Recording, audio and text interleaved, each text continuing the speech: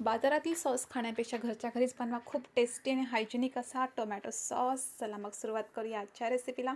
इथे 1 kilo tomato छान स्वच्छ धुवून घ्यायचे आहेत. त्यानंतर ते असे रफली चॉप करून घेणार आहोत आपण सगळे छान.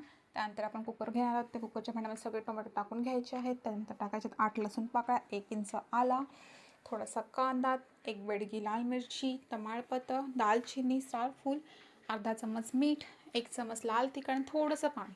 कुकरचं झाकण बंद करूया आणि 4-5 शिट्या घेणार आहोत छान मस्त अशा. आता पहिल्यांदा पाणी काढून घेतलं आहे आणि खडे मसाले देखील काढून घ्यायचे आहेत आणि त्याची छान अशी पेस्ट रेडी करायची आहे मिक्सरच्या भांड्यात.